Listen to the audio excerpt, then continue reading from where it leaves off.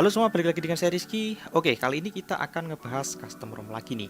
Dan ini adalah custom ROM dari Zephyrus Project. Yang saya suka dari custom ROM ini, dia memiliki display interface yang cukup keren, kemudian untuk baterainya awet, dan tentunya untuk performa gamingnya itu lumayan mantap. Tapi masih ada di bawahnya CR Droid yang kita bahas kemarin ya guys. Oke, pertama kita cek dulu di bagian tentang ponselnya guys. Yap, kita masuk di bagian setting dan kita masuk di tentang telepon. Oke, kita lihat di software information. Yap, ini adalah project Zephyrus versi 12.5.5. OS ini menggunakan base Android 12 guys. Nah, di base Android 12 ini saya masih susah banget nemuin custom ROM yang benar-benar stabil dan memiliki performa yang kenceng.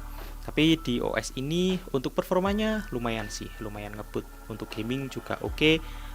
Kalau untuk sosial media ini sudah lebih dari cukup, lancar banget. Saya pakai OS ini sebagai daily driver beberapa hari dan saya masih belum menemukan adanya aplikasi yang mengalami force close di OS ini. Oke, seperti yang saya bilang di depan tadi, OS ini memiliki tampilan display interface yang cukup menarik. Pertama di bagian status barnya. Nah, di sini di status bar dia menggunakan miliknya versi Android 12. Sekilas sih masih sama aja ya guys, tapi kalau misalkan kita tap di sini, dia untuk animasi flow up-nya itu halus banget. Ya, mirip lah dengan miliknya CR Droid Android 12 yang kita bahas kemarin. Mulus banget. Oke, kita tap, kita tap di sini, dia flow up-nya halus banget. Dan saat kita scroll di sini dia enteng guys, tidak ada nge-lag-nya. Oke, kemudian yang menarik lagi di sini saat kita tap di bagian home screen, dia akan memunculkan flow up seperti ini. Wih, keren banget. Oke, jadi di sini kita bisa mengatur wallpaper dengan cepat. Kita tinggal tap aja di bagian home screen dan kita tinggal pilih aja wallpapernya. Oke, dan dia langsung otomatis berubah ya guys. Oke, dia langsung otomatis berubah. Dan untuk warna aksennya dia juga akan mengikuti warna dari wallpapernya.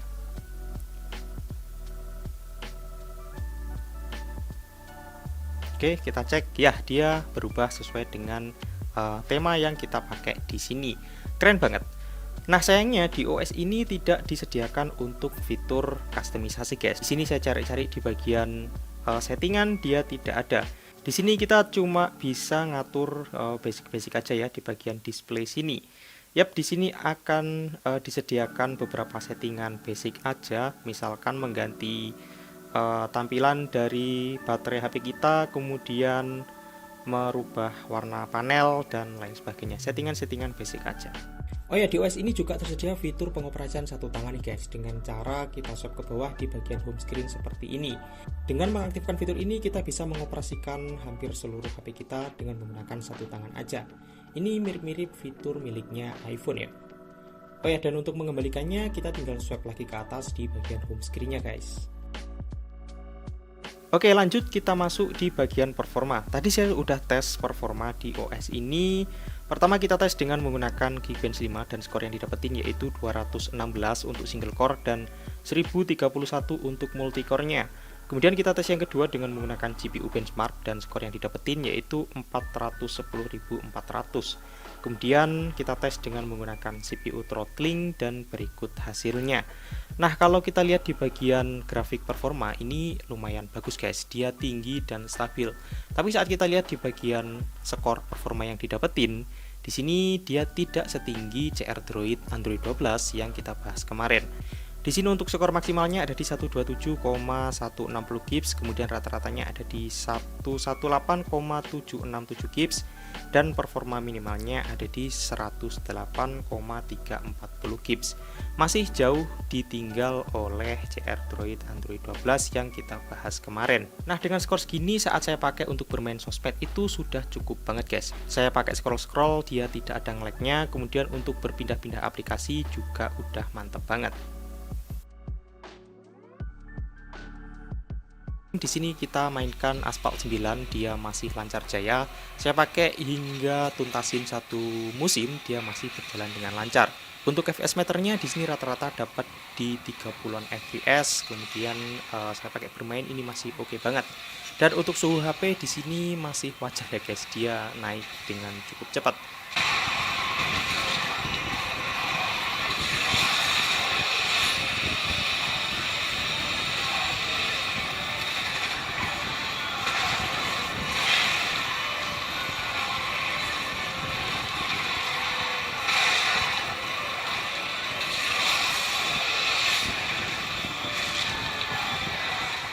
Kemudian saya pakai bermain game Genshin Impact. Nah, di sini untuk settingan grafik yang saya pakai di defaultnya yaitu ada di low, dan game ini masih bisa berjalan sih. Cuman cukup banyak lag yang saya temui guys selama bermain game ini. Terutama saat bertemu dengan musuh ataupun saat bertemu dengan monster, saat kita melakukan ulti, itu untuk nge-lagnya akan terasa banget. Dan untuk suhu HP tentunya naik cepet banget untuk bermain game Genshin Impact.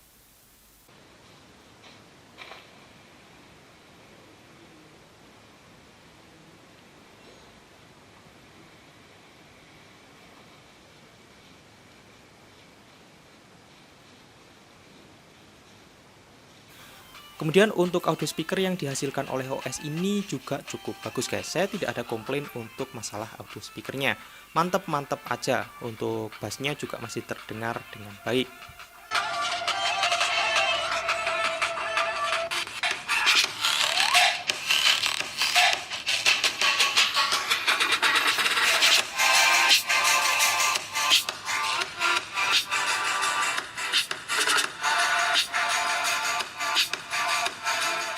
Lanjut kita bahas di bagian bug.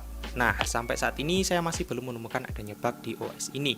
Semua fungsi masih berjalan dengan normal, konektivitas, wifi, bluetooth, kemudian data seluler berjalan dengan lancar, dan juga saya masih belum menemukan adanya force close di aplikasi.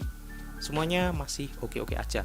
Oh ya, mungkin dari teman-teman yang udah menginstal OS ini dan nemuin adanya bug, bisa langsung aja tulis di kolom komentar, agar kita semua bisa tahu bug yang ada di OS ini.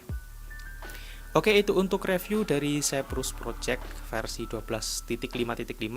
Like kalau kalian suka video ini, dislike aja kalau tidak suka, dan saya Rizky, sampai jumpa di video selanjutnya.